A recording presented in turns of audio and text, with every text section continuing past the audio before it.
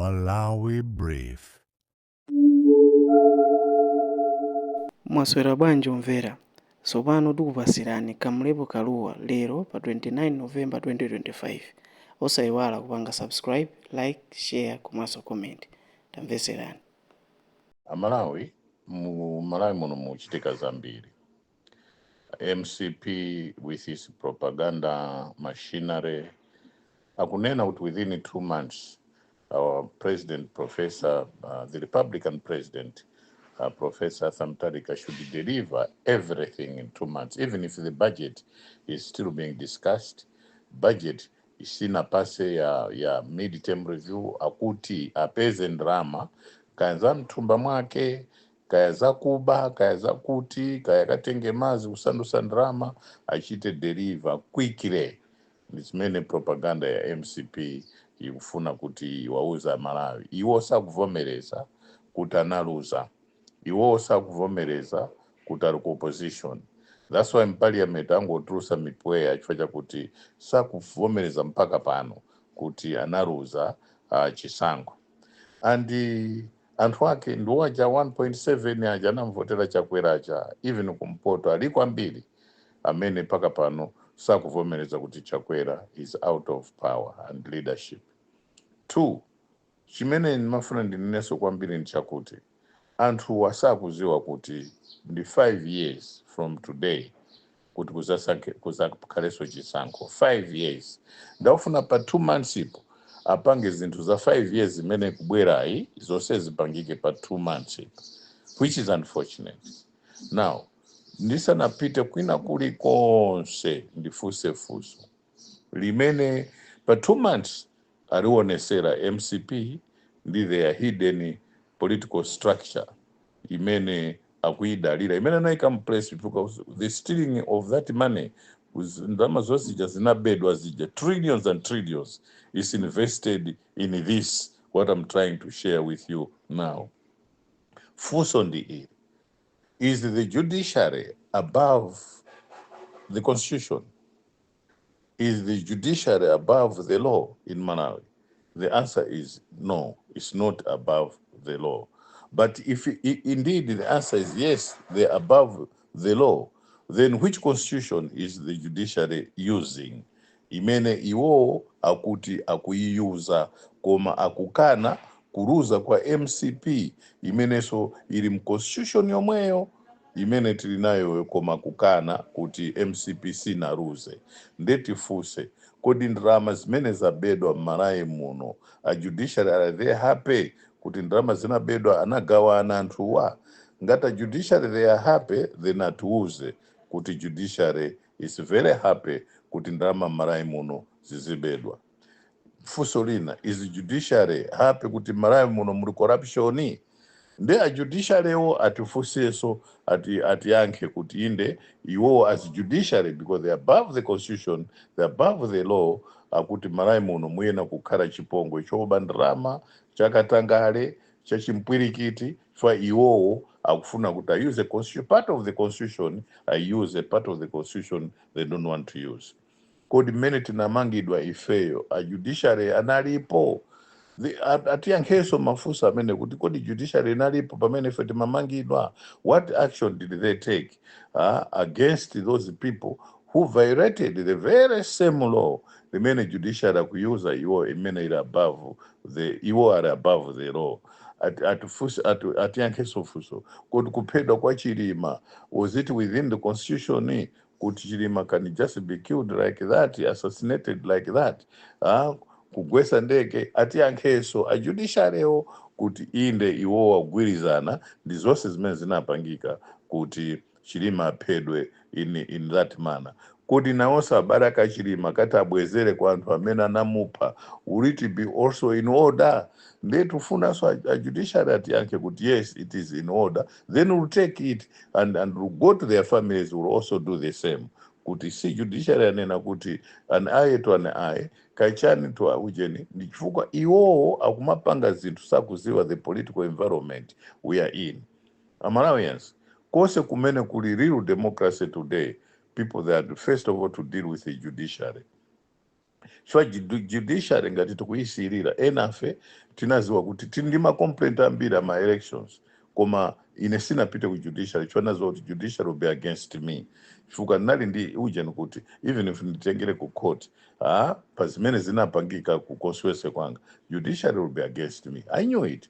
That's why I did not even bother kuti ndipite ku court chifukwa naziwa kuti judiciary will be against me. Judiciary allowed kuti Malawi muno there must be selective justice. Nde atiuze ngati judiciary iwo wakulolera kuti Malawi muno there must be selective justice. Now selective justice atiuze kuti zichitikira kwa ndani ndi ndani, ndiye atiuze iwo atiuze Malawi muno kuti selective justice izipanga kwa anthu awa. Sono anthu amene are they not Malawians? The judiciary so itiuze kuti anthu amene they are not Malawians, or they are Malawians but they are supposed to face music of the judiciary and music of justice, because to them this is how they feel kuti it should be. So not to force judiciary. Is it worth it to have judiciary in a country where judiciary is biased, is using selective justice? Pamene popo atuze so kuti indeed it is in order kuti tipange zimezo. Why am I asking these questions? I'm asking these questions for some of us. We were arrested on something that we didn't know. We were tossed around for 5 days without taken to court, and the judicial was quiet. They did not actually voice out to say that is unconstitutional, that is against the law. They simply just kept quiet. Is the judiciary happy? Up to now, my telephone was taken by the MCP police and government. Is the judiciary happy?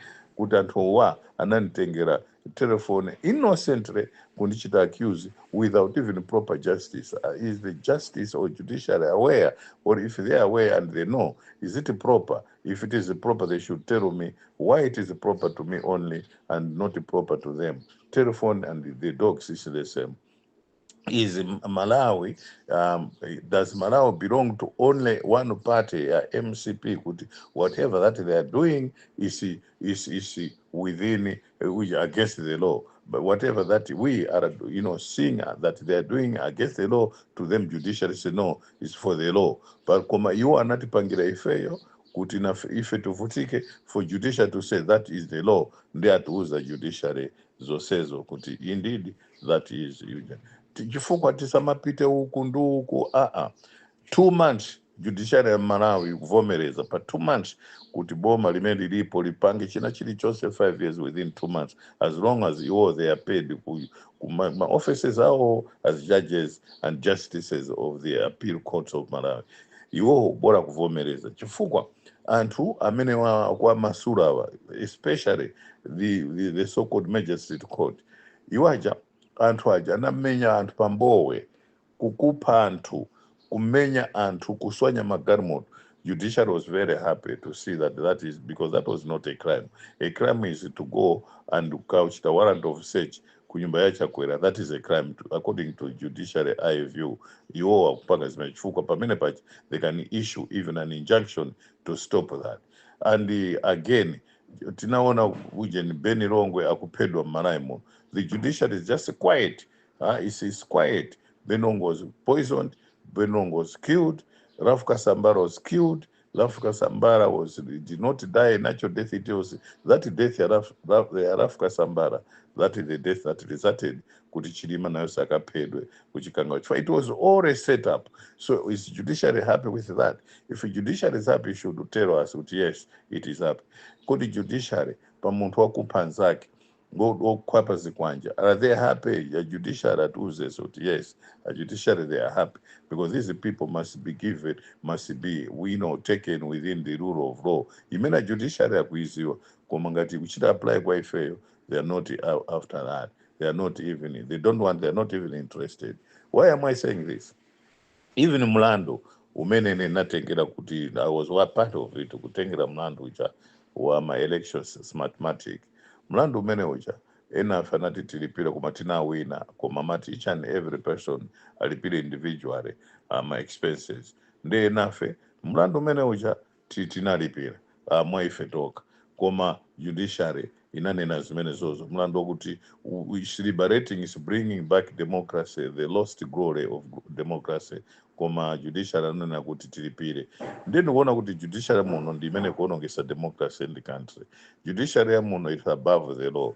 Judiciary ya muno does not even respect the rule of law. To them is everything. An individual judge is everything. Is a country, is a government, is executive, is what, is God, is what. This is a problem that we have in this country. That's why democracy cannot work in Malawi, because the judiciary is at the center of it all. Ndachoka hapo. Kodi achakwera. Mwaiwara kuti mwaruza kapena muganizabe kuti muli mboma. Ma MPs a MCP amene mwabandirama za nkhani tikukuziwani kuti inde mukudalira judiciary chifukwa mnayihonga judiciary, koma muziwe izi, there will be a time we'll say enough is enough. We will not take you there, we will just deal with you, because ifeyo tikufuna judiciary ipite kwa aliyense Malawi muno.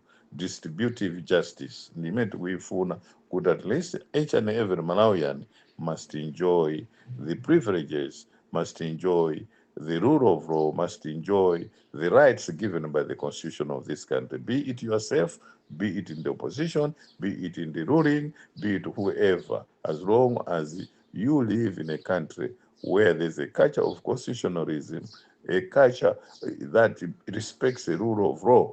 Timafuna kuti it should apply to each and every human being or a person that lives in that particular country. Koma Malawi ena feta zuzidwa, ena fetu kuopa kupita ku koti ndi milandu chifukwa tikuziwa kuti sitikawina. Ena fe inenda mangidwa more than 18 times in Malawi muno, 18 times since 1994, 18 times. Koma sinapiteko ku koti kuti andichite mlandu kuti inuyo mwamangidwa kopanda china chilichonse apapa tikuchita compensate. Ayi akota makana zimene zichi. Ineyo namangidwa mlandu wa Kasimu Chilumba, treason, anatimanga treason, china Humphreys Mvura ineyo, Kasimu Chilumba, Matemura, Mnembo, ndani takhala mukoti kuyendera, takhala mumapolisi, judiciary refused, especially ineyo Amazon nana kwambiri, they refused to entertain anything to do with me. Kuchoka ku Major Street mpaka ku Supreme Court, they refuse. Whenever there's a case against me, they all refuse to handle it. Chifukwa akuti ineyo I deserve not to be respected within the law. I deserve something different because I'm an animal, I'm not a human being, according to the eyes of the judiciary.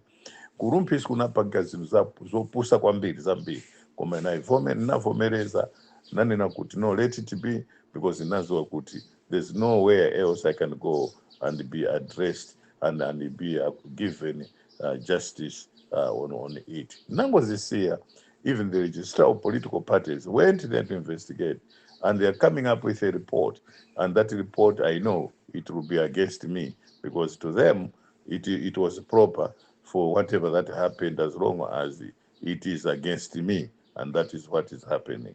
Because in Malawi, some of us, we have been more like kuti asinena kuti ifeyo, we are not for the rule of law, we are not for. Peter was mishandled, even mlandu uja wa my elections uja. Mlandu wa my elections was not, because the entire world said kuti elections were free and fair, and kupita ku koti ananena indeed elections were free and fair, and akuti koma sina kwane 50+1, ndi because sina kwane 50+1 we nullify the elections. Ndi wokawo ajusa anapita so ku parliament kutayika ni lamulo ili likhale mujeti. Lamulo limene mnalibe akutayika nimo kuti likhale a law if atachita kale nullify my elections. Ndeno pali zambiri zimene zikupangika Malawi muno against DPP, against some of us. As long as you are MCP, as long as you belong to MCP, you have justice, you have everything.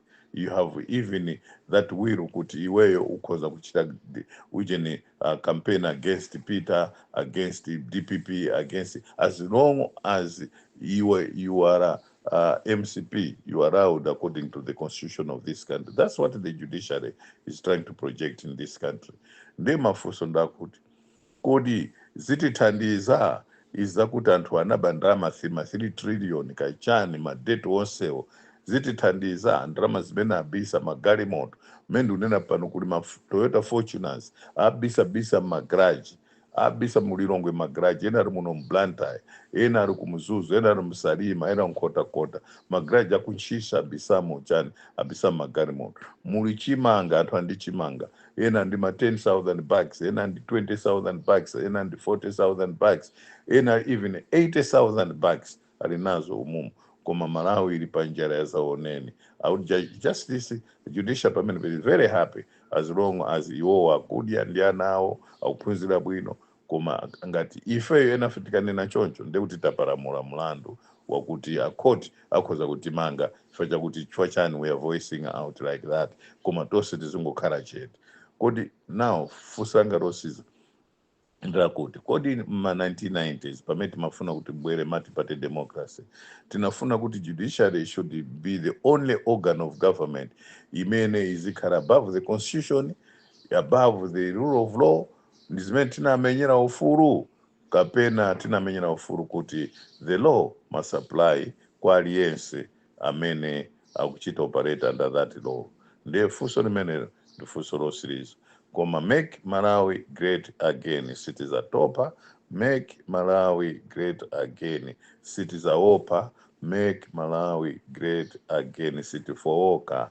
make Malawi great again tufuna maliro achilima imfa ya chilima ifufuzidwe nsanga ngati akuti inali ngozi nanga amene amalemba graphic ija kuti ndege apa inazungulira pachoncho inapita pachoncho inachita chachoncho apa inazapita uku kuchoka kumzuzu kuja ngati kupita but it was magnetically been shown kuti zipita ku forest uku akuti inali ngozi akutose tivomereze kuti inali ngozi chifukwa ena mwa commission of inquiry imene inabwera ije nazalemba munali ma lawyers akuti ma lawyers analimo mmenemo some of them they are doctors of laws kulemba zawo azungu sanabwera kaya anaona bwanje kaya pakuti anaona za mtambo mmene inalili ndege how they did it without a box yeniyeni ja black box ija imachita interpret all this situation kuti ndege mayenda choncho so ngati lada panalibe